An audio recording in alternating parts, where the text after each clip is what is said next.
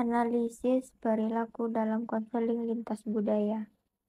Materi yang pertama itu konsep konseling lintas budaya.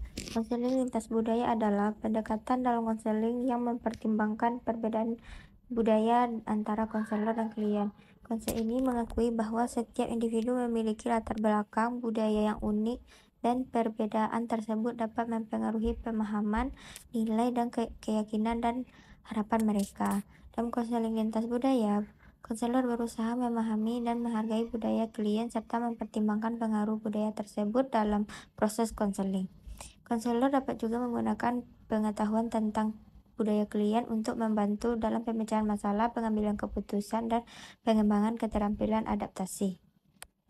Pengaruh budaya pada perilaku. Yang pertama itu nilai dan keyakinan. Budaya mempengaruhi nilai-nilai dan keyakinan yang diyakini oleh individu. Nilai-nilai seperti kebebasan, kolektivisme, otonomi, atau hierarki dapat mempengaruhi perilaku individu. Misalnya dalam budaya kolektivis, nilai-nilai seperti kerjasama dan solidaritas mungkin lebih diutamakan daripada nilai-nilai individualisme. Yang kedua yaitu norma sosial. Budaya menentukan norma sosial yang mengatur perilaku individu dalam masyarakat. Norma-norma ini dapat berkaitan dengan etika, sopan santun, interaksi sosial, atau peran gender. Individu cenderung mengikuti norma-norma ini untuk diterima oleh kelompok sosial. Yang ketiga itu pola komunikasi. Budaya juga mempengaruhi pola komunikasi individu, cara berbicara, bahasa tubuh, dan ekspresi wajah dapat bervariasi antara budaya. Misalnya dalam budaya yang lebih formal, komunikasi mungkin lebih terstruktur dan menghormati hierarki. Sementara budaya yang lebih informal, komunikasi mungkin lebih santai dan egaliter. Keterampilan dan perilaku konselor lintas budaya. Konselor lintas budaya perlu memiliki keterampilan dan perilaku tertentu untuk dapat bekerja secara efektif dengan klien dari latar belakang budaya yang berbeda. Berikut adalah beberapa keterampilan dan perilaku yang penting bagi konselor lintas budaya. Yang pertama itu kesadaran budaya. Konselor harus memiliki kesadaran yang tinggi tentang budaya mereka sendiri dan budaya klien. Mereka harus mengakui dan menghormati perbedaan budaya serta menghindari sikap prasangka atau stereotip. Yang kedua yaitu pengetahuan budaya. Konselor perlu memiliki pengetahuan yang mendalam tentang budaya klien. Mereka harus memahami nilai-nilai, norma, keyakinan, dan praktik budaya yang dapat mempengaruhi kesejahteraan klien. Pengetahuan ini membantu konselor dalam memahami konteks budaya klien dan memberikan dukungan yang sesuai. Ketiga itu kemampuan komunikasi antar budaya. Konselor harus memiliki kemampuan komunikasi yang baik dalam konteks antar budaya. Mereka harus mampu mendengarkan dengan empati, memahami perspektif klien, dan menghindari asumsi atau interpretasi yang salah.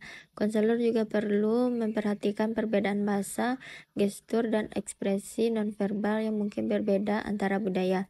Yang keempat itu sensitivitas budaya.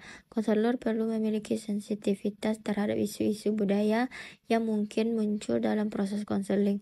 Mereka harus menghormati dan menghargai budaya klien, serta menjaga sensitivitas terhadap nilai-nilai, norma, dan keyakinan budaya yang mungkin berbeda dengan budaya mereka sendiri. Yang kelima itu kemampuan adaptasi. Konselor perlu bersikap fleksibel dan terbuka terhadap perbedaan budaya. Mereka harus siap untuk menyesuaikan pendekatan konseling mereka sesuai dengan kebutuhan dan nilai budaya klien. Kemampuan adaptasi ini membantu konselor dalam membangun hubungan yang kuat dengan klien dan menciptakan lingkungan yang aman dan inklusif. Selanjutnya itu persyaratan konselor lintas budaya. Beberapa persyaratan umum untuk menjadi konselor lintas budaya yaitu yang pertama pendidikan dan pelatihan. Seorang konselor lintas budaya biasanya membutuhkan gelar sarjana dalam bidang terkait seperti psikologi, konseling, atau budaya yang relevan lainnya. Selain itu, mereka juga harus mengikuti pelatihan khusus dalam konseling lintas budaya untuk memperoleh pengetahuan dan keterampilan yang diperlukan. Yang kedua yaitu pengetahuan budaya. Konselor lintas budaya harus memiliki pengetahuan yang mendalam tentang berbagai budaya, termasuk nilai-nilai, norma, keyakinan, dan praktik budaya yang berbeda. Mereka harus memahami konteks budaya klien untuk dapat memberikan dukungan yang efektif. Yang ketiga itu kesadaran budaya. Konselor lintas budaya perlu memiliki kesadaran yang tinggi tentang budaya mereka sendiri dan budaya klien. Mereka harus mengikuti dan menghargai perbedaan budaya serta menghindari sikap prasangka dan stereotip. Yang keempat itu komunikasi antar budaya. Konselor harus memiliki kemampuan komunikasi yang baik dalam konteks antar budaya. Mereka harus dapat mendengarkan dengan empati, memahami perspektif budaya klien, dan menghindari asumsi atau interaksi yang salah. Yang kelima itu sensitivitas budaya. Konselor lintas budaya harus memiliki sensitivitas terhadap isu-isu budaya yang mungkin muncul dalam proses konseling. Mereka harus menghormati dan menghargai budaya klien serta menjaga sensitivitas dan terhadap nilai-nilai, norma, dan keyakinan budaya yang berbeda.